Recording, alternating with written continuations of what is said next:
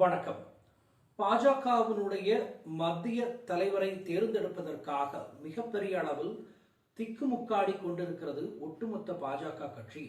JP. Nadda கடந்த 2024 ஜனவரி மாதத்திலேயே தன்னுடைய பதவியை ஒட்டுமொத்தமாக விட்டுவிட்டு புதிய ஒரு நபருக்காக அந்த பதவியை கொடுத்திருக்க வேண்டும். ஆனால் கட்சி அவருடைய பதவியை நீண்ட காலம் நீட்டித்துக் கொண்டே இருக்கிறது. ஏனென்று கேட்டால் 2024 லோக்சபா எலெக்ஷன் வருகிறது. அதனால் கண்டிப்பாக தற்போது தலைமை மாற்றத்தில் எந்த ஒரு மாற்றமும் இல்லை என்று கூறி அவருடைய தலைமையை மீண்டும் நீட்டித்திருந்தது. தற்போது மேலும் மேலும் ஜே.பி. நட்டாவினுடைய தலைமையை மீண்டும் பாஜக நீட்டித்து வருகிறது. அதனுடைய மிகப்பெரிய காரணம் புதிய ஒரு மாநில தலைவரை கொண்டு வருவதற்கு மிகப்பெரிய அளவில் போரிட்டுக் கொண்டிருக்கிறது பாஜக. இதில் தற்போது RSS மிகப்பெரிய உதவியோடு தான் அதற்கடுத்த கட்டமாக புதிய இந்தியாவினுடைய மத்திய தலைவர், அதாவது பாஜகவினுடைய மத்திய தலைவரை தேர்ந்தெடுப்பதற்கு வழிவகுத்திருக்கிறது RSS கட்சி.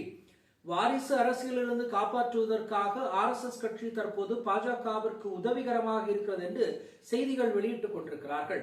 குறிப்பாக சொல்ல வேண்டும் என்றால் ஜே.பி. நட்டா கடந்த 2024 ஜனவரியுடன் தன்னுடைய பதவியை ராஜினாமா செய்துவிட்டு புதிய ஒரு மத்திய தலைவரை கொண்டு வந்திருக்க வேண்டும். ஆனால் பல காரணங்கள் காட்டி எந்த ஒரு விஷயத்திலும் உடன்படாது புதிய தலைவரை கொண்டு வர முடியாமல் பாடுபட்டுக் கொண்டிருக்கிறார்கள் இதே பாஜகவினர். ஏனென்றால் ஒரு நபருக்கு தலைமை கொடுத்து விட்டால் மற்றொரு நபர் அவருடைய கூட்டத்துடன் பிரிந்து விடுவாரோ என்கின்ற உட்கட்சி பிரச்சனைகள் மூலமாக தான் நட்டாவை தற்போது நீட்டித்துக் கொண்டே இருக்கிறார்கள் என்பது ஒரு கதையாக இருக்கிறது. கடந்த 2 வாரங்களாக பல்வேறு மாநில பிரிவுகளுக்கான தனது கட்சி தலைவர்களை தேர்ந்தெடுப்பதில் பாரதிய ஜனதா கட்சி எடுத்த அவசரம் புதிய கட்சி தலைவர்களை தேர்ந்தெடுப்பதற்கு இனிமேல் தவிர்க்கவே முடியாது என்பதனையும் பாஜக மும்முரமாக பார்த்துக் கொண்டிருக்கிறது. நட்டாவின் 6 ஆண்டு பதவி காலம் முடிந்து கடந்த ஆண்டு ஜனவரியில் முடிவடைந்து விட்டது.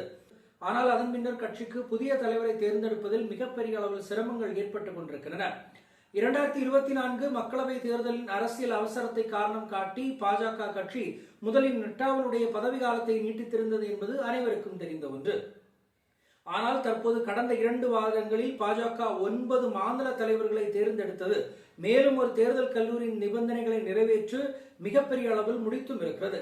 நெருக்கடியை சமாளிப்பதற்காக கட்சி இறுதியில் அதன் சித்தாந்த மூல காரணமாக இருக்கக்கூடிய ராஷ்டிரிய சுயம் சேவக், அதாவது RSS விஷயங்களை நம்பி இருக்க வேண்டியிருக்கிறது என்றும் அவர்களில் இருக்கக்கூடிய மிகவும் கீழிருக்கக்கூடிய அடிமட்ட தொண்டர்களில் ஒருவரை தான் மாநில தலைவராக கொண்டு வர வேண்டும் என்றும் மத்திய தலைவராக கொண்டு வர வேண்டும் என்றும் RSS கூறிக்கொண்டிருக்கிறது. RSS பின்பற்றி பாஜக கொண்டு வருமா? ஜே.பி. நட்டாவினுடைய பதவிகாலம் எத்தனை நாட்கள் நீட்டிக்கப்படும்? இந்த பிரச்சனை எல்லாம் எப்போது முடியும்? வாரிசு அரசியல் என்று பாஜக மற்ற கட்சிகளை பார்த்து கூறும் பொழுது இதுவும் ஒரு விதமான வாரிசு அரசியல் தான் என்கிறதையும் தெள்ள தெளிவாக பாஜக முன்வைக்க வேண்டும். அவர்களுடைய தவற்றை வெளியே கண்டிப்பாக கொண்டு வர வேண்டும். அதற்கு தற்போது RSS உதவியை நாடுகிறார்கள் என்றால் கண்டிப்பாக பாஜகவில் மிகப்பெரிய உட்கட்சி பிரச்சனைகள் இருப்பதில் என்பதில் எந்த ஒரு சந்தேகமும் இல்லை. மற்றவர்களில் சந்திப்போம். நன்றி, வணக்கம். மை நேம் இஸ் ரெட் சேனலை சப்ஸ்கிரைப் பண்ணிக்கோங்க. அதுக்கப்புறமா பக்கத்துல இருக்கிற ஜாயின் பட்டனை கிளிக் பண்ணீங்கன்னா ஒரு நியூ பேஜ் ஒன்று ஓப்பன் ஆகும். அதுலயும் ஜாயின் பட்டனே கிளிக் பண்ணிக்கோங்க. அதுல பாத்தீங்கன்னா credit R debit card options இருக்கு. இதுல உங்களுக்கு விசா, மாஸ்டர் கார்டு, ரிப்பே அப்படின்னு 3 ஆப்ஷன்ஸ் கொடுத்துருக்காங்க. அதுல நீங்க எந்த கார்டு சூஸ் பண்றீங்களோ அந்த கார்டோட நம்பர் என்டர் பண்ணிக்கோங்க. அப்புறமா கார்டோட வேலிடிட்டி மந்த் அண்ட் இயரை டைப் பண்ணிக்கோங்க.